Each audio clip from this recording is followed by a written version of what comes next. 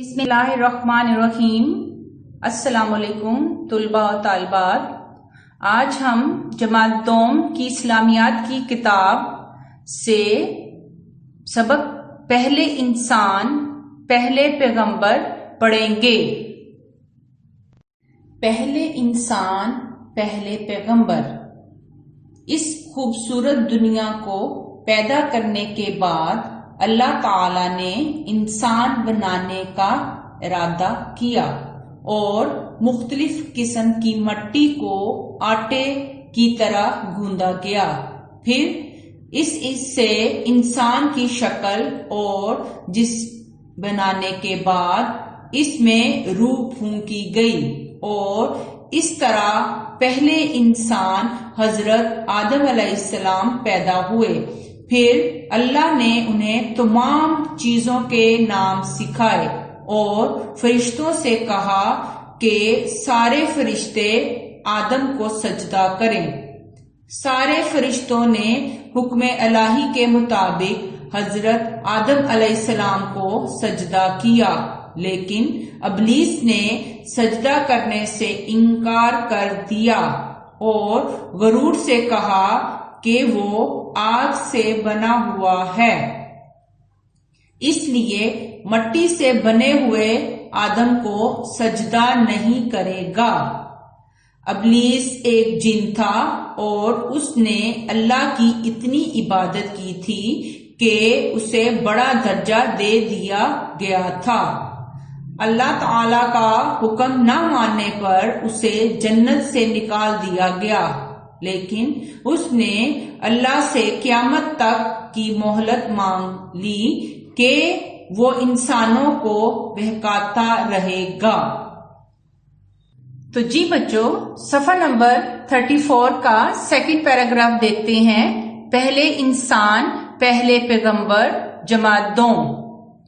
حضرت آدم علیہ السلام جنت میں رہنے لگے، پھر ان کا دل بہلانے کے لیے اللہ تعالی نے ان کی بہترین ساتھی کے طور پر بی بی حوا کو بھی پیدا کیا، جو جنت میں ان کے ساتھ رہنے لگی۔ جنت میں حضرت آدم علیہ السلام اور بی بی حوا ہنسی خوشی رہتے تھے۔ بس اللہ تعالی نے انہیں ہدایت کی تھی کہ وہ جنت میں لگے ہوئے ایک خاص درخت کا پھل نہ کھائیں اور اس کے قریب تک نہ جائیں۔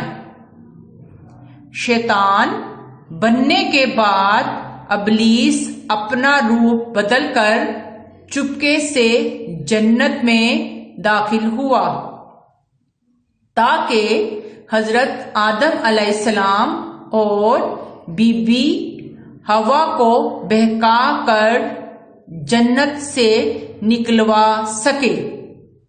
شیطان نے حضرت آدم علیہ السلام اور بی بی حوا سے کہا کہ اگر وہ جنت کا وہ خاص پھل کھا لیں جسے کھانے سے اللہ نے منع کیا ہے تو وہ نہ تو کبھی بوڑھے ہوں گے نہ کبھی مریں گے اور ہمیشہ جنت میں رہیں گے۔ حضرت آدم علیہ السلام اور بی بی حوا اس کی باتوں میں آ گئے اور انہوں نے اللہ کے منع کرنے کے باوجود وہ پھل کھا لیا۔ پھل کھانے کے بعد انہیں اپنے کیے کا احساس ہوا، مگر اللہ تعالی نے انہیں جنت سے زمین پر بھیج دیا۔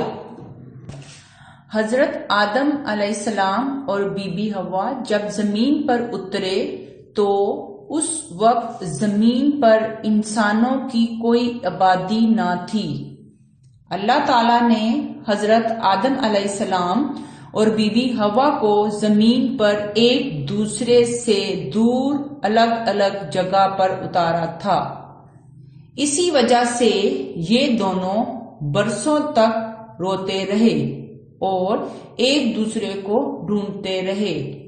پھر اللہ تعالیٰ نے حضرت جبرائیل علیہ السلام کو حضرت آدم علیہ السلام کے پاس بھیجا، جنہوں نے آ کر انہیں اللہ تعالیٰ سے معافی مانگنے کی دعا سکھائی۔ وہ دعا مانگنے کے بعد اللہ نے ان کی معافی قبول کی اور پھر ایک دن ڈھونڈتے ڈھونڈتے حضرت آدم علیہ السلام کو بی بی حوا مل گئیں۔ کہا جاتا ہے کہ یہ دونوں ایک دوسرے سے جبل رحمت نام کی پہاڑی پر ملے تھے، جو میدان عرفات میں ہے، جہاں لوگ حج کرنے جاتے ہیں۔ نمبر 36، اس طرح دنیا آباد ہونا شروع ہوئی۔ پھر پہلے انسان اور پہلے پیغمبر حضرت آدم علیہ السلام نے اللہ کے گھر کی بنیاد رکھی اور خانہ کعبہ تعمیر کیا، جہاں حضرت آدم علیہ السلام، بی بی حوا اور ان کی اولادیں اللہ کی عبادت کیا کرتی تھی۔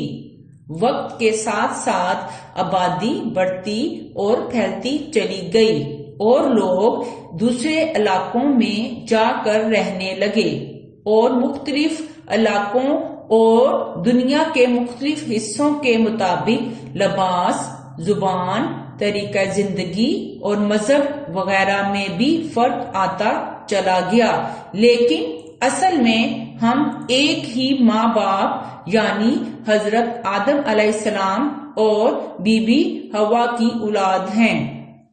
ہم نے کیا سیکھا؟ ان تمام باتوں سے ہم نے یہ سیکھا کہ ہم سب مل جل کر رہیں اور لڑائی جھگڑے سے پرہیز کریں۔